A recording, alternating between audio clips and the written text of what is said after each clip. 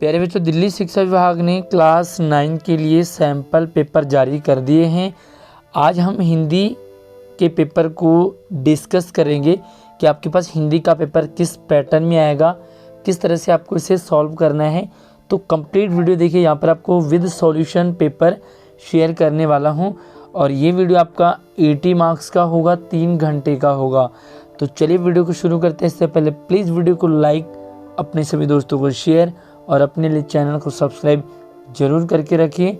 और यहाँ पर हम देखते हैं कि जो पेपर है वो 2 खंडों में आएगा, यानी कि पहला ए खंड होगा, दूसरा बी खंड होगा। जो ए वाला पार्ट होगा इसमें 49 वस्तुनिष्ठ प्रश्न यानी कि MCQ टाइप के प्रश्न होंगे, जिसमें से आपको सिर्फ 40 प्रश्न करने हैं।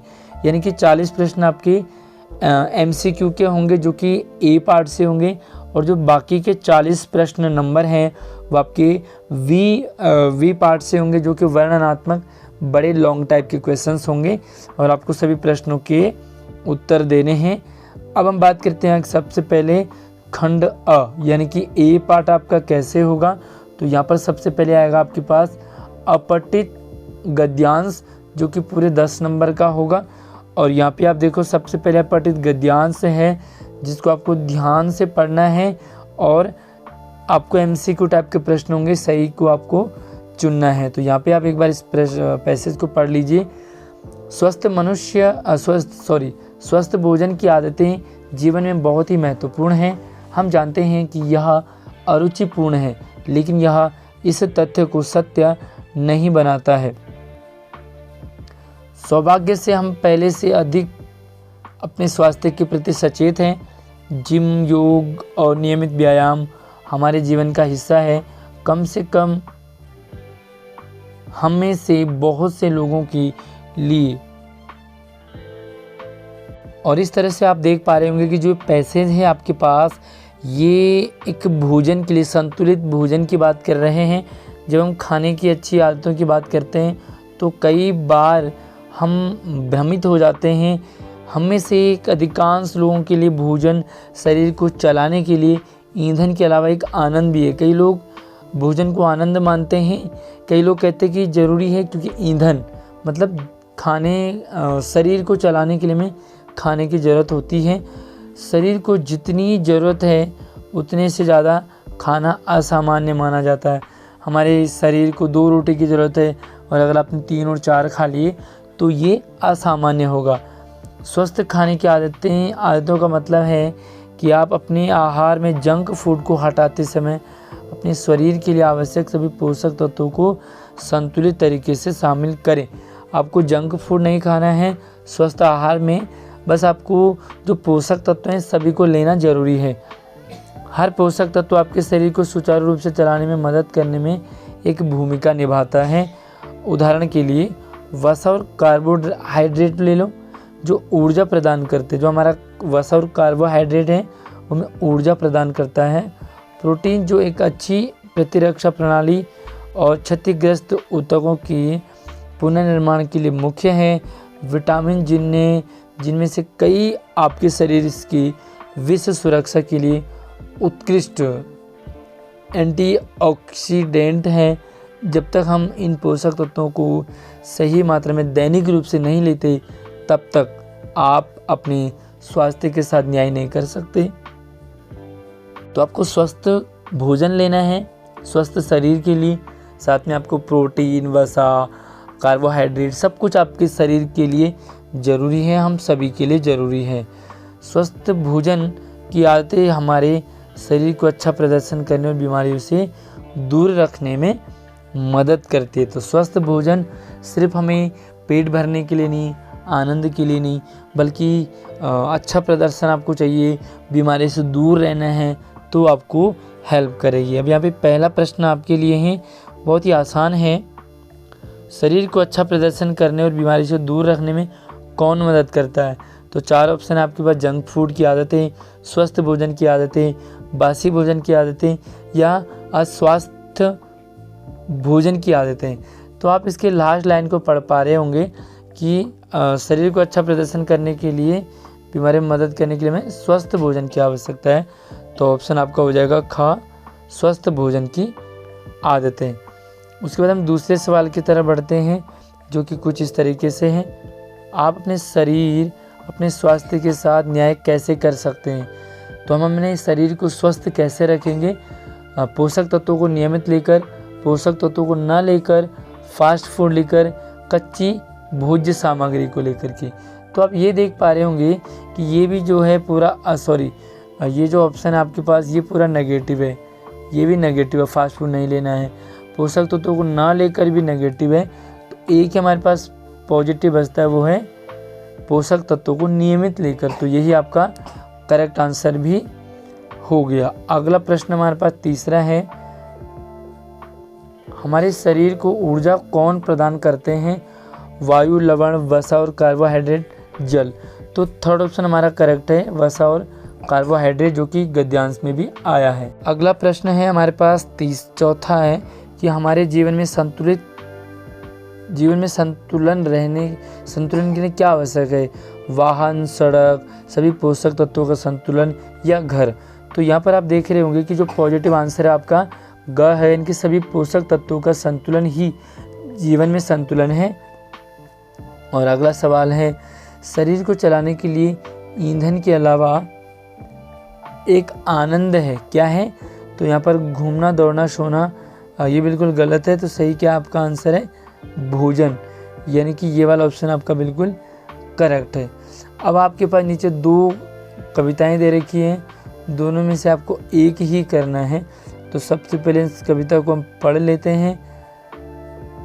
बार बार आती है मुझको मधुर याद बचपन तेरी, गया ले गया तू जीवन की सबसे मस्त खुशी मेरी।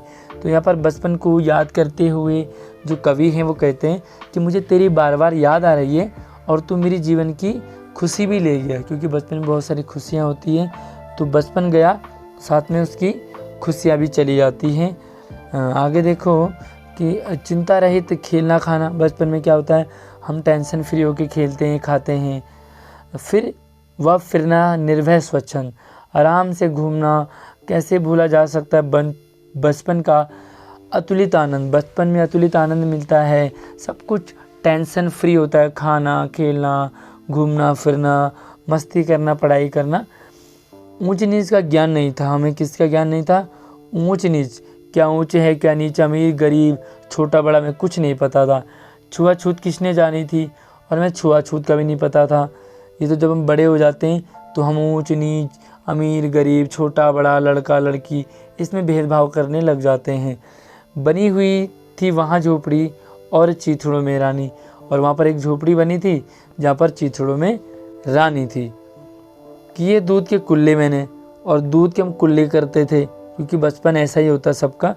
चूस अंगूठा सुधा पिया, और अंगूठा चूस करके हमने अमृत का पान किया।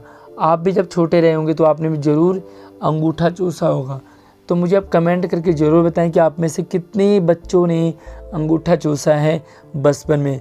अगर मैं अपनी बात करूं तो मैंने भी अंगूठा चूसा है, क्योंकि उसका अलग ही आनंद आता है। किलकारी किल्लोल मचाकर सूना घर आबाद किया। और मैंने बचपन में किलकारी मारी, शोर शराबा किया और अपने सूने घर को आबाद कर दिया। तो पहला प्रश्न आपके पास एक बार देखें, कवि ने किलकारी किल्लोल मचाकर क्या किया? ऑप्शन आपके पास 4 हैं, लेकिन आप लास्ट में ही देख पा रहे होंगे कि यही इसका आंसर है, यानी कि सूना घर आबाद किया। तो चौथा ऑप्शन आपका करेक्ट हो गया, क्योंकि लास्ट लाइन में ही हमारा पहले प्रश्न का आंसर है। अब हम दूसरे की बात करते हैं, कवि ने किससे कुल्ले किए? तो यार ये भी अभी आंसर आपको प्रश्न पढ़ा हमने कि दूध से कुल्ले किए उन्होंने, ठीक है। तो दूसरे प्रश्न का आंसर भी आई थिंक आपका क्लियर हो गया। अब हम तीसरे प्रश्न की तरफ बढ़ते हैं, और तीसरा प्रश्न, कविता में चीथड़ों में कौन थी? गुड़िया, सहपाठी, रानी या सखी? तो लास्ट लाइन में आपने देखा कि चीथड़ों में रानी थी, ठीक है। तो चीथड़ों में जो वो रानी थी। और अगला है, कवि को किसका ज्ञान नहीं था? बचपन में किसका ज्ञान नहीं होता? ऊपर नीचे का तो होता है, ऊंच नीच, अगल बगल और धूप छाँव। तो हमें क्या होता है? ऊंच नीच का बचपन में कोई भी ज्ञान नहीं होता है। धूप छाँव का तो होता है हमें। बाकी अगला प्रश्न आपके पास 5वां है कि कवि को बार बार मधुर याद किसकी आ रही है, तो किसकी आ रही है यहाँ पर, बचपन की मधुर याद आ रही है। आई थिंक ये आंसर आपके लिए इजी रहेगा। और इसी तरह से आपके पास गद्यांश आएगा और एक कविता आएगी। अब एक दूसरी कविता है, या तो आप पहला वाला कर लें या दूसरा वाला कर लें। यह मुरझाया हुआ फूल है, इसका हृदय दुखाना मत। जो फूल है उसका हृदय मुरझाया है और कहते हैं कि उसके दिल को दुखाना मत। स्वयं बिखरने वाली इसकी पंखुड़ियाँ बिखराना मत। और जो इसकी पंखुड़ियाँ हैं उसे कभी भी नहीं तोड़ना चाहिए। फूलों की बात कर रहे हैं, उसकी पंखुड़ियों की बात कर रहे हैं। गुजरो अगर पास से इसके, इसे चोट पहुंचाना मत। जीवन के अंतिम घड़ियों में देखो इसे रुलाना मत। जो पौधा है, फूल है, उसे चोट नहीं पहुंचाना चाहिए, उसे तोड़ना नहीं चाहिए। और जीवन की अंतिम घड़ी मतलब जब पौधा फूल जब बिल्कुल अंत समय में हो तो उसे रुलाना नहीं चाहिए। अगर हो सके तो ठंडी बूंदें टपका देना प्यारे। ठंडी ठंडी बूंदों को टपका देना अगर आप कर सको तो जल न जाए संतृप्त हृदय। फूलों का हृदय न जल जाए इसलिए शीतलता ला देना। ठीक है, तो पहला प्रश्न यहाँ पे देखो कि हृदय को जलने से बचाने के लिए कभी किसकी ज़रूरत बता रहा है। तो मैंने यहाँ पर आपको आंसर भी साथ साथ में दे रखा है। आंसर आपके लिए शीतलता। उसके बाद देखो कभी अंतिम घड़ी में क्या करने से मना कर रहा है, तो आंसर आपके पास है रुलाने से। अंतिम घड़ी में हमें रुलाना नहीं चाहिए। कभी कैसी बूंदें टपकाने की बात कर रहा है, तो यहाँ पर कविता के अनुसार वो ठंडी बूंदें टपकाने की बात कर रहा है। अगला देखते हैं, कभी किससे न बिखराने की बात कर रहा है, तो ओस को तो बिल्कुल नहीं है। यहाँ पर पंखुड़ियों की बात की गई है, तो आपका आंसर हो गया ग पंखुड़ियाँ। किसी भी प्रश्न में अगर आपको कोई भी डाउट हो तो मुझे कमेंट कर सकते हैं आप। कभी मुरझाया हुआ किसे कह रहा है, तो मुरझाया कौन होगा भाई, फूल होंगे, पौधे, सूखी घास और हरी घास, तो ये नहीं है, लेकिन फूलों को मुरझाने के लिए वो कह रहा है। अगला प्रश्न आपका ग्रामर का है, तो आई होप कि आप गद्यांश और पद्यांश कविता में से पूरी आंसर कर लोगे। अगर आपको कोई भी डाउट रहता है गद्यांश या कविता में तो आप मुझे कमेंट कर सकते हैं। अगला जो प्रश्न है वो अगला जो आपके पास है ग्रामर, व्यावहारिक व्याकरण से। तो ग्रामर से आपके पास आएंगे पूरे 16 नंबर, तो ये बहुत ही इम्पोर्टेंट है। और ग्रामर के सभी टॉपिक, सभी पॉइंट हमारे चैनल पर अपलोडेड हैं, आप वीडियो देख सकते हैं। और किसी भी एक टॉपिक जो आपको टफ लगता हो उससे आप समझ सकते हैं। पहला प्रश्न है आपको क्या बताना है, अपयय शब्द में उपसर्ग बताना है। तो उपसर्ग प्रत्यय में से रिलेटेड है। अपयश में हो गया, मूल शब्द है यश और उपसर्ग है अप। ठीक है, यानी कि पहला प्रश्न, पहला ऑप्शन। अधि उपसर्ग वाला शब्द कौन सा है, अधि उपसर्ग वाला, तो अधि उपसर्ग वाला है आपका अधिकार। ठीक है, तो यहाँ पर अधिक और अधिक आप दो बार देख रहे हो, ये भी अधिक है और ये भी आपका अधिक है, तो ये दो बार आ गया है आपके लिए। अधिकार शब्द अधि उपसर्ग वाला है। अगला आपके पास है वह फुसफुसाहट शब्द में प्रत्यय क्या है। तो आपकी जानकारी के लिए जो शब्द के बाद में लगते हैं वो आपका प्रत्यय होता है। तो हट भी है यहाँ पर, सनाहट भी है, आहट भी है और सन भी है, तो आपका करेक्ट आंसर है आहट। फुसफुसाना ये मूल शब्द है। और अगर आपको उपसर्ग प्रत्यय समझने हो तो हमारे चैनल पर वीडियो पर डाले हुए हैं, आप ज़रूर जा कर के देखें प्लेलिस्ट पर। अगला सवाल है इत प्रत्यय वाला शब्द बताइए जो जिसमें इत प्रत्यय लगा हो। राइट, तो यहाँ पर देखो, यहाँ पर प्रश्न जो है वो ऑप्शन है इत प्रत्यय वाला। तो आप देख पा रहे होंगे कि प्रत्याशित में भी इत प्रत्यय है, सम्मानित में भी इत प्रत्यय है और अबाधित में भी इत प्रत्यय है। अगर नहीं है तो है सामाजिक। तो ये प्रश्न उल्टा हो गया है, यहाँ पर होना चाहिए था इत प्रत्यय वाला शब्द नहीं है। ठीक है, तो अब नहीं, इसमें कई बार गलती भी सवाल की होती है, तो इसका जो करेक्ट आंसर हो गया नहीं है, मतलब सामाजिक नहीं है, बाकी प्रत्याशित भी है, सम्मानित भी है और अबाधित भी है। चलिए आप मुझे कमेंट करके बताएंगे यहाँ पर कि जो सामाजिक है सामाजिक है उसमें मूल शब्द क्या होगा, मूल शब्द। ठीक है, तो अगर आपको इसका सही आंसर हो पता तो आप कमेंट में ज़रूर लिखें ताकि आपकी एक प्रैक्टिस हो जाए। और अगला प्रश्न है, निराकरण शब्द में मूल शब्द है। तो यहाँ पर भी आप देख पा रहे होंगे कि जो निराकरण शब्द है ना वो गलत दे दिया है। यहाँ पर होना चाहिए था निरपराध। निरपराध शब्द में मूल शब्द क्या है, तो यहाँ पर मूल शब्द है आपका अपराध। क्या है, अपराध यानी कि घ। बाकी ये तीनों के तीनों ऑप्शन गलत है क्योंकि यहाँ पर शब्द ही गलत दे दिया है, निरपराध होना चाहिए। और अगला अब आपके पास है समास से रिलेटेड। तो निर्देशानुसार के 4 प्रश्न के उत्तर देने। पहला प्रश्न है, मानहानि शब्द में समास क्या होगा। तो सबसे पहले आपको समास चेक करने के लिए समास विग्रह करना होगा। मानहीन का मतलब होता है मान से हीन, तो मान से हीन यानी कि आपका तत्पुरुष समास हो जाएगा। अगला प्रश्न है, पीताम्बर समस्त पद का विग्रह होगा, सही विग्रह। पीताम्बर शब्द में सही विग्रह हो गया, तो यहाँ पर है पीला है जो अंबर, यानी कि ख ऑप्शन आपका करेक्ट है। उसके बाद बात करते हैं 4 पायों का समाहार। तो भैया 4 पाए जिस पे होंगी उसका समाहार है आपका घ, यानी कि 4 पाई जिस पे 4 पैर लगे हों। अगला प्रश्न आपके पास है, द्वंद्व समास का सही उदाहरण आपको बताना है। द्वंद्व समास कहाँ होता है, अगर आपको ये समझना हो तो मुझे आप कमेंट कर लीजिए।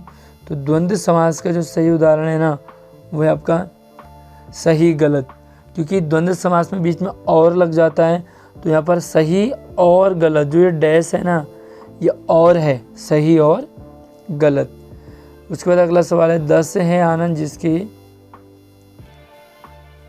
यह समास रावण, 10 आनंद जिसके अर्थात रावण, यह समास इसका क्या विग्रह होगा, किस समास का विग्रह होगा। तो यह हो गया आपका बहुब्री, यानी कि अन्य पदार्थ प्रधानो बहुब्रीहि। बाकी कितने बच्चों को लगता है कि इसमें द्विगु समास होना चाहिए था, क्योंकि यहाँ पर 10 जो है ना वो संख्या भी है। तो आप मुझे कमेंट करके ज़रूर बताएं। अगला सवाल आपके पास है और वो रहेगा आपके लिए अर्थ की दृष्टि से वाक्य भेद। 4 प्रश्न के उत्तर देने आपको। सरिता बाजार नहीं जाती है, तो आपको बताना है कि कौन सा वाक्य होगा। तो ये आपका नहीं जाती, तो नहीं मतलब निषेधवाचक। अगला प्रश्न है कि काश रचना पुस्तक पढ़ती, तो यहाँ पर आपको बताना है कि ये कौन सा भेद है वाक्य का। तो इस तरह से जहाँ पर काश आ जाए तो आपका हो जाएगा इच्छावाचक, यानी कि आप इच्छा प्रकट कर रहे हैं। अगला है प्रश्नवाचक का सही उदाहरण क्या है। प्रश्नवाचक का सही उदाहरण, अनु घूमने गया, अनु घूमने नहीं गया, क्या अनु घूमने गया, काश अनु घूमने जाता। तो यहाँ पर आएगा क्या अनु घूमने गया, क्योंकि प्रश्न बनाना है। इंट्रोडक्शन, तो क्या शब्द से यहाँ पर इंट्रोडक्शन हो गया और साथ में यहाँ पर प्रश्नवाचक चिन्ह भी लगा है। अगला प्रश्न है, मैं विद्यालय गया था, वाक्य का प्रश्नवाचक वाक्य में रूपांतरण। प्रश्नवाचक, ये ध्यान रखना आपको किस में बनाना है, प्रश्नवाचक वाक्य में मैं विद्यालय गया था। तो देखिए यहाँ पर मैं विद्यालय गया था कौन कौन नहीं हो सकता, काश मैं विद्यालय जाता नहीं हो सकता, मैं विद्यालय नहीं गया था। आपको ये बनाना है प्रश्नवाचक। तो प्रश्नवाचक में WH फैमिली होगी और इजी सा ट्रिक है, यहाँ पर क्वेश्चन मार्क है, तो यही आंसर आपका करेक्ट हो जाएगा। अगला प्रश्न, आज्ञावाचक वाक्य का सही उदाहरण क्या होगा। आज्ञावाचक, तो आज्ञा यानी कि ऑर्डर देना, आप यहाँ से चले जाइए, ये आपका आज्ञावाचक हो गया, यानी कि आपने ऑर्डर दिया है कि आप यहाँ से चले जाइए। अगला सवाल आपके पास है और ये रहेगा अलंकार से रिलेटेड। 4 प्रश्न के उत्तर देने हैं। निम्नलिखित पंक्तियों में से रूपक अलंकार को पहचानिए। तो यहाँ पर कुछ पंक्तियाँ दे रखी हैं, इनमें आपको रूपक अलंकार, अगर आपको रूपक अलंकार अच्छे से समझना हो तो हमारे चैनल पर चेक कीजिए, आपको अलंकार 2 भागों में मिलेंगे। तो आप उनमें अलंकार को पढ़ सकते हैं। और रूपक अलंकार का अगर सही अर्थ बताएं तो यह आए महंत वसंत, क्योंकि काली घटा घमंड घटा ये आपका हो गया यमक अलंकार। और यहाँ पर शुभम की जगह हो गया सुवर्ण, सुवर्ण को ढूंढत फिरत कभी व्यभिचारी चोर, तो यहाँ पर आ जाता है आपका श्लेष अलंकार। और नभ में चम्मच चपला चमकी, च अक्षर ज़्यादा बार बार आ रहा है, तो यहाँ पर हो गया आपका एक अक्षर जब बार बार आता है तो वहाँ पर होता है आपका अनुप्रास अलंकार। ठीक है, तो इसका करेक्ट आंसर मैंने आपको पहले बता दिया, आए महंत वसंत, यानी कि बसंत को महंत बना दिया। अगला देखो, यमक अलंकार का सही उदाहरण आपको बताना है। यमक अलंकार का उदाहरण कौन सा होगा? और सबसे पहले आपको समझना होगा कि यमक अलंकार होता कहाँ है। ठीक है, तो आपको यहाँ पर जो यमक अलंकार है वह है मन का फेर। तो यहाँ पर जो मन का शब्द है वो 2 बार आया है और दोनों बार दोनों का अलग अलग अर्थ है। यही आपका यमक अलंकार में होता है। अगला उपमा अलंकार का आपको एग्जाम्पल ढूंढना है।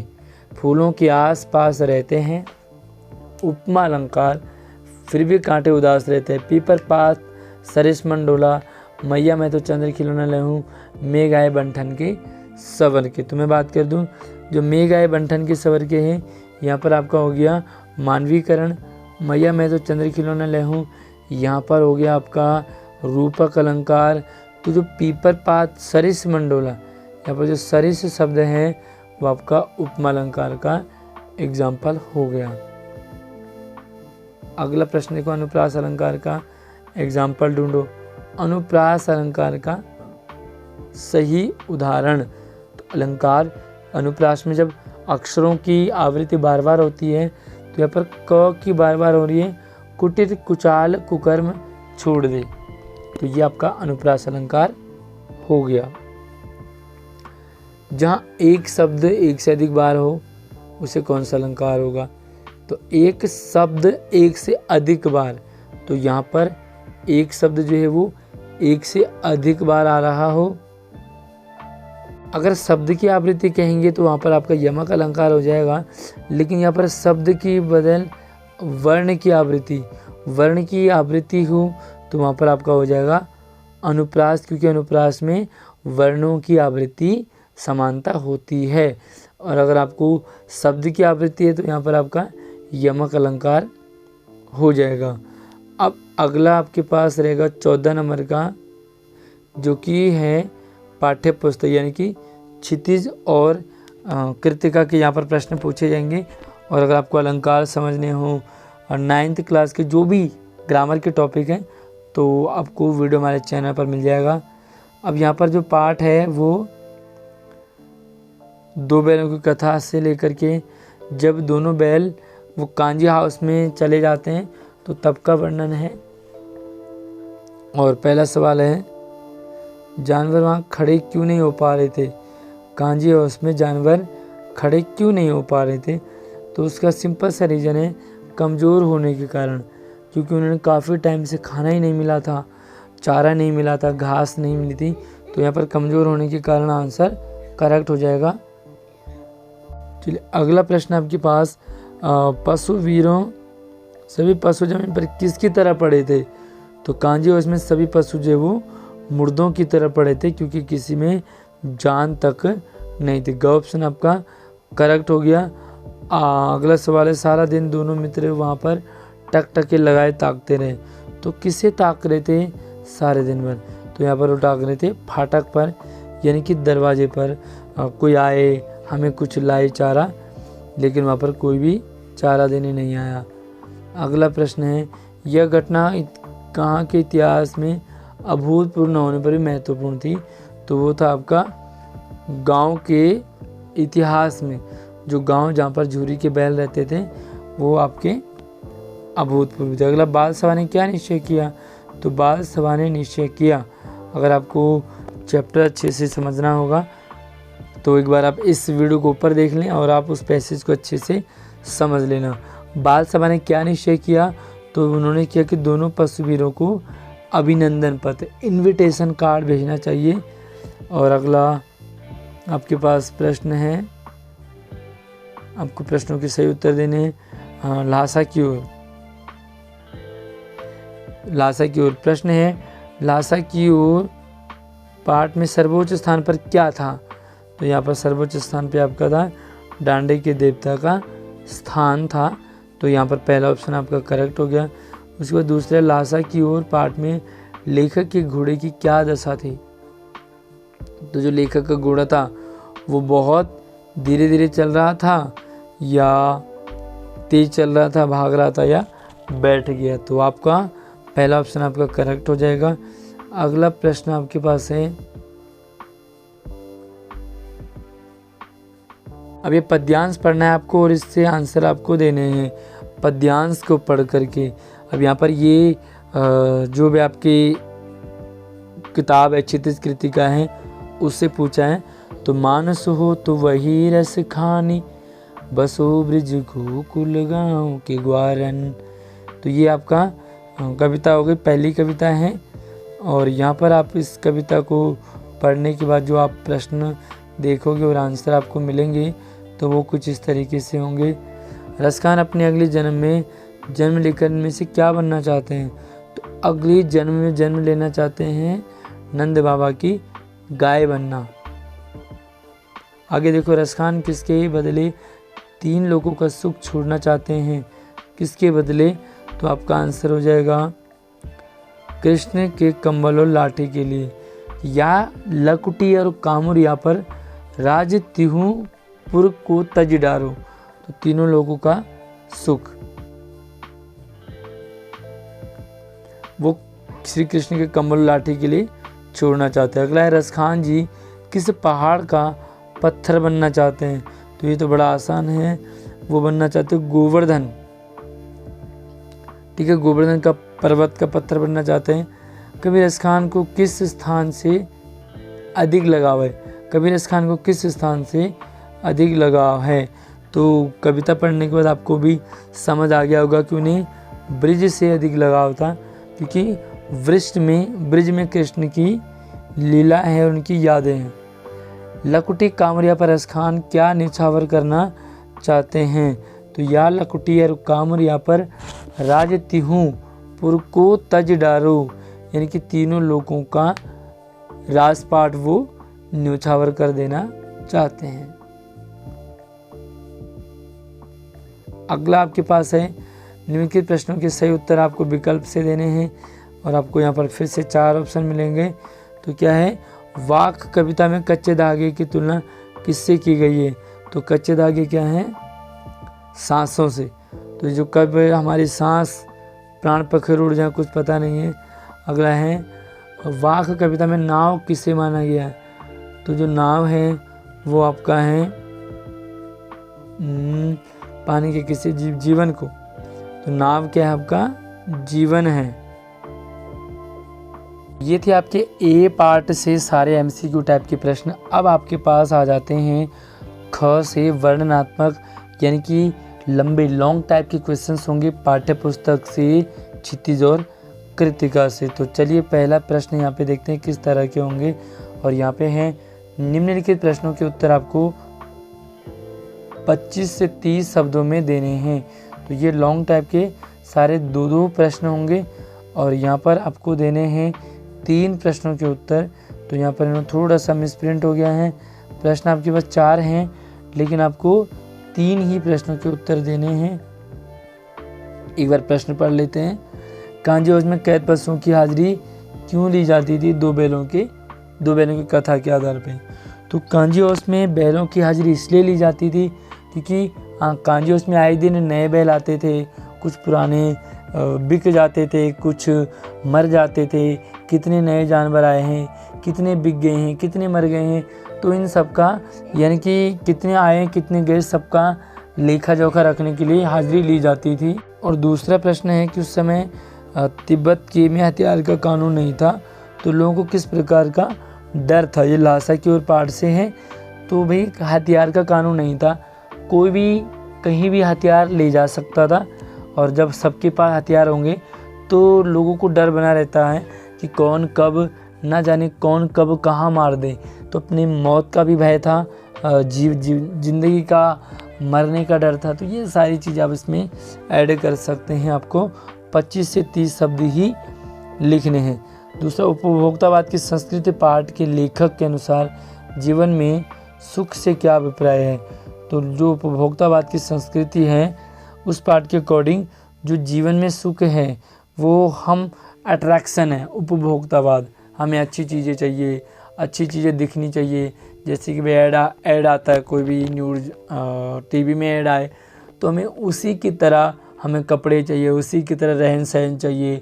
लाइक परफ्यूम का ऐड आ जाता है तो ऐसा लगता है कि परफ्यूम लगाने से सारी लड़कियां आपके पीछे दौड़े चले आएंगी। तो हर कोई लड़का उसी परफ्यूम को लगाना चाहता है। तो ये सुख क्या है? बस सुख जो है वो दौड़ भाग है, जो चमक दमक है, जो हमें दिखता है, जो चकाचौंध है वो सुख है। अगला, आज की उपभोक्तावाद संस्कृति हमारे दैनिक जीवन पर किस प्रकार प्रभावित कर रही है। तो आज की जो उपभोक्तावादी है वो सब पश्चिमी सभ्यता को अपनाने की बात कर रहे हैं। अट्रैक्शन है, हर जगह चकाचौंध है, तो वो हमारे दैनिक जीवन को प्रभावित कर रही है कि हम भी उसी तरह से अपना खान पान रहन सहन बनाना चाहते हैं जिस प्रकार हम देखते हैं, एडवर्टाइजमेंट में देखते हैं, लोगों को देखते हैं। तो हमारे दैनिक जीवन पर इसका बहुत प्रभाव पड़ता है। इस तरह से आप आंसर लिख सकते हैं, थोड़ा सा बना करके भी। अगला सवाल है आपके लिए,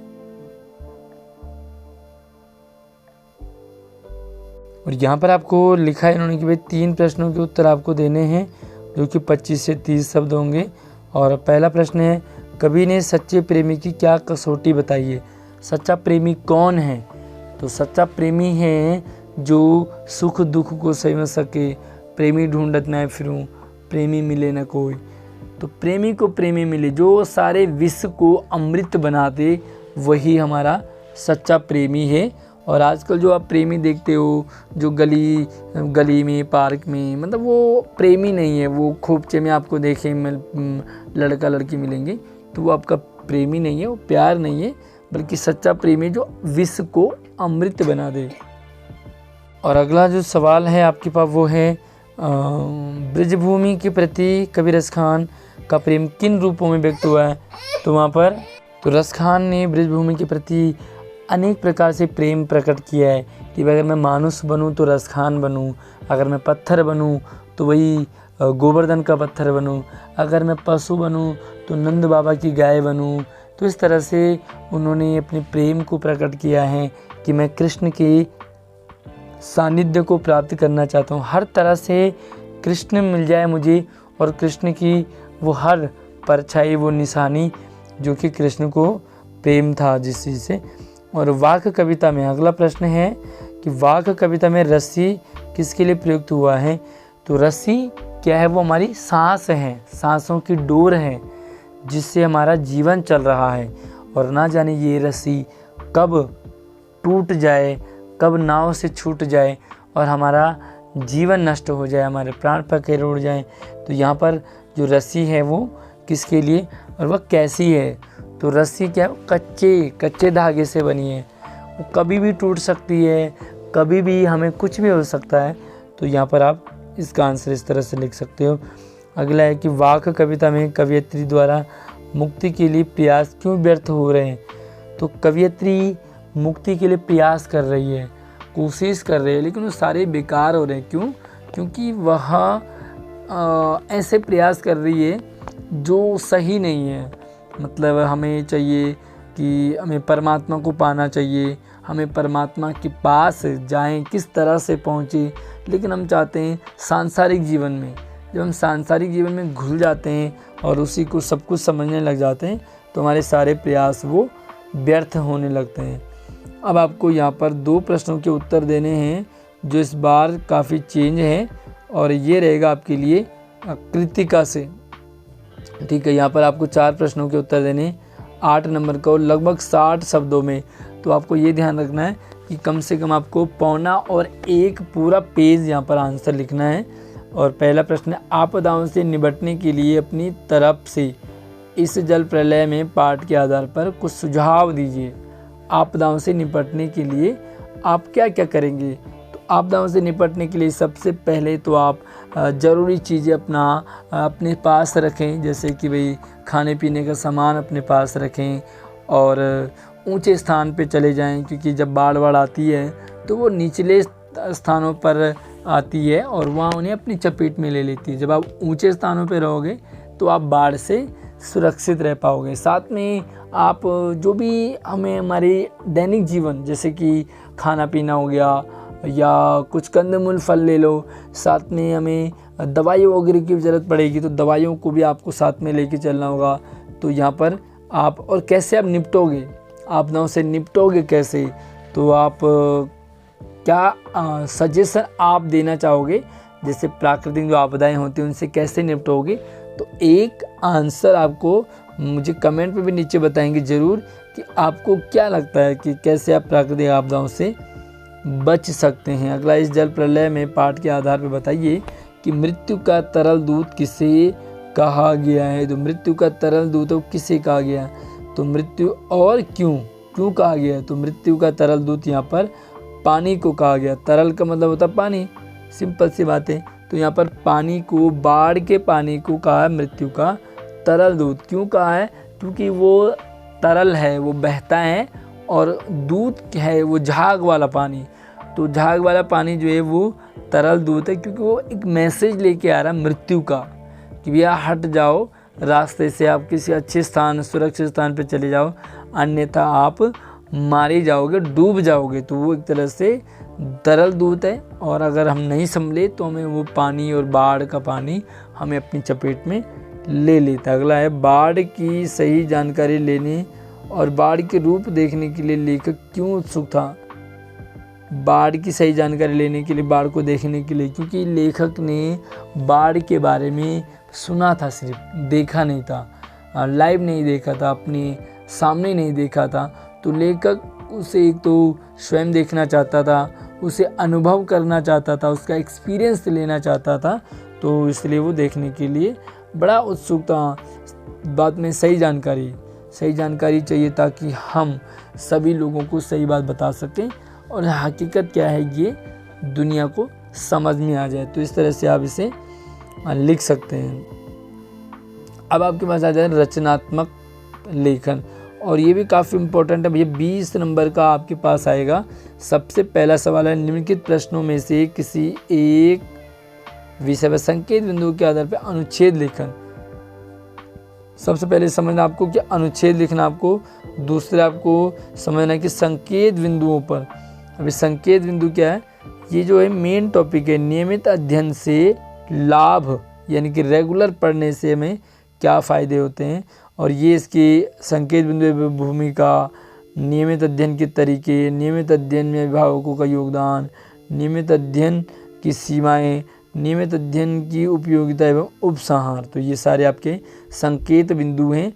किस तरह से आप बता सकते हैं कि नियमित अध्ययन से हमें लाभ है। नियमित अध्ययन होता क्या है, मतलब हमेशा लगातार पढ़ते रहना, लगातार अध्ययन करना नियमित अध्ययन है। और इसी तरह से आपने हर एक पॉइंट के बारे में लिखना, लाइक भूमिका थोड़ी सी, नियमित अध्ययन के तरीके क्या होते हैं, आप टाइम टेबल बना लीजिए, आप सिस्टमेटिक वे में बना लीजिए, नोट्स बनाइए। एक नियमित तरीका है, रोज़ पढ़िए और फिक्स कर लीजिए।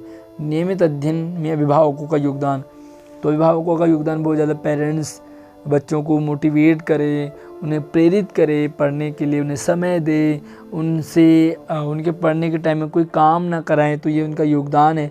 नियमित अध्ययन की सीमाएं क्या हैं, तो भैया इसकी कुछ बॉर्डर लाइन भी होती है कि आप ऐसा नहीं कि आप जो है पूरे दिन और रात पढ़ते रहो और पढ़ते ही रहो, ऐसा नहीं। ऐसे में आप पागल हो सकते हैं, आपको बीमारी हो सकती है, कोई दूसरी प्रॉब्लम ना हो जाए। तो इसलिए इसकी सीमाएं भी हैं। और नियमित अध्ययन की उपयोगिता, क्या फ़ायदेमंद है नियमित अध्ययन।